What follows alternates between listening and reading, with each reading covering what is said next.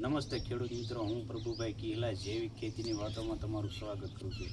મિત્રો, જે મારા ઘણા સમયથી વિડીયો નહોતા આવ્યા એનું કારણ છે કે મિત્રો આપણે એક અનુકૂળતા નથી વિડીયો મૂકવાના, એટલે આપણે વિડીયો નથી મૂક્યા. અને હવે આપણે અવારનવાર વિડીયો અવશ્ય આવશે. અને મિત્રો અવશ્ય ચેનલ જોઈજો એટલે અવારનવાર વિડીયો આવશે. મિત્રો, તો આજે આપણે મિત્રો એક લીંબુના રસનું એન્જામ બનાવવાનું છે. અને એ આખા લીંબુ ટૂંકમાં કાપી, કાસા હોય કે પાકા હોય તમામ લીંબુ લઈ લેવાના. અને 1 કિલો લો, 1.5 કિલો લો, 2 કિલો લો, જે માત્રામાં તમે લો, એ લીંબુનું એન્જામ બનાવવાનું છે. અને એ મિત્રો લીંબુનું એન્જામ 21 દિવસે તૈયાર થાય છે. જોકે 7 દિવસે તૈયાર થઈ જાય છે, પણ સારામાં સારું એન્જામ બનાવવું હોય તો 21 દિવસે તૈયાર થાય છે. તો મિત્રો આજે આપણે અગાઉ લીંબુ લઈ લીધા છે. અને લીંબુ મિત્રો જો આ રીતે આ લીંબુ લીધા છે, કાસા પાકા બધા લીંબુ હાલે એમાં. હવે એ મિત્રો લીંબુ આપણે લીધા છે કાપી, અને એક આ ડબલું છે એમાં કાપીને આપણે નાખવાના છે. અને પછી એમાં મિત્રો 1-1.5 લીટર ઓછું રહે એટલું પાણી ભરી દેવાનું છે. એટલે એટલી હવા એમાં થોડીક અવર જવર થઈ શકે, પણ ટૂંકમાં હવા સુસ્ત રાખવાનું છે. હવા આપણે નીકળવા નથી દેવાની, પેક રાખવાનું છે. પેક રાખી અને મિત્રો એને 4 થી 5 દિવસે એ ઢાંકણું ખોલી અને હવા કાઢી અને મિત્રો હલાવી અને પાછું ઢાંકણું પેક કરી દેવાનું છે. એવી રીતે 7 દિવસ રાખો તોય ભલે અને 21 દિવસ રાખો તોય ભલે. તો મિત્રો આ એન્જામ તૈયાર થઈ જાય છે. અને એ એન્જામ છે ને મિત્રો આપણે શેણ્યા હોય, ધાણા હોય કે પછી જીરું હોય, ફ્લાવરિંગ અવસ્થાએ કોઈ પણ જે આપણે જણસ હોય એમાં તમે છંટકાવનો ઉપયોગ કરી શકો છો. અને એ મિત્રો છે ને, હાલો તમને એ કાપી અને બતાવું છું.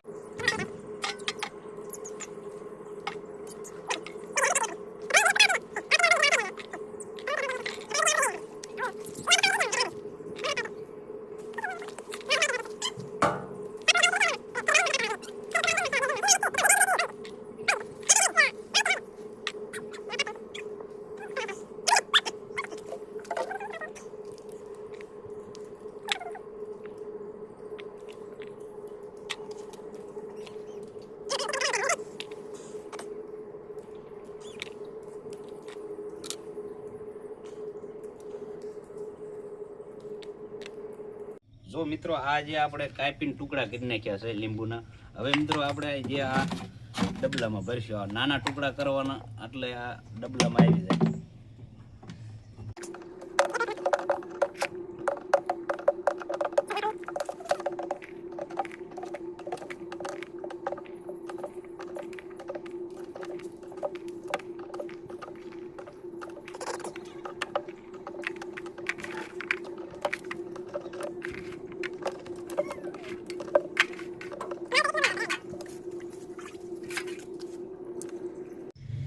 જો મિત્રો આપણે આમાં લીંબુના ટુકડા કરી નાખી દીધા છે. અને મિત્રો હવે આમાં આપણે પાણી ભરી દઈશું. એટલે પાણી ભરવાનું છે મિત્રો, અડધું પોણું ડબલું ભરી દેવાનું. એટલે મિત્રો થોડુંક જે એમાં હવાને અવર જવર થઈ શકે, પણ મિત્રો આપણે આને હવા સુસ્ત એટલે પેક રાખવાનું. જો આવી રીતે ઢાંકણું મારી દેવાનું. અને મિત્રો સાંજે આપણે 7 દિવસ અથવા 21 દિવસ મૂકી દેવાનું. અને એ મિત્રો જો તમને એન્જામ કેવું થાય એ હું તમને બતાવું છું. મિત્રો આપણે અગાઉથી એક એન્જામ બનાવી નાખ્યું હતું, કારણ કે આપણે આગતરા સણ્યા વાવેલા છે અને ફ્લાવરિંગની અવસ્થા થઈ ગઈ છે. તો મિત્રો એ છંટકાવ કરીશું, એ હોતને આપણને બતાવશું તમને. જો આ મિત્રો આપણે એન્જામ અગાઉથી બનાવ્યું છે. જો આવી રીતે પેક ડોલ લેવાની, એટલે મિત્રો હવા અવર જવર ન થાય.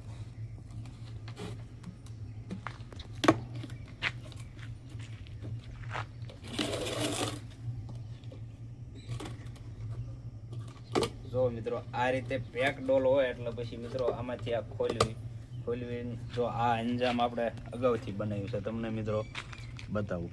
જો આ લીંબુનું એન્જામ તૈયાર થઈ ગયું છે.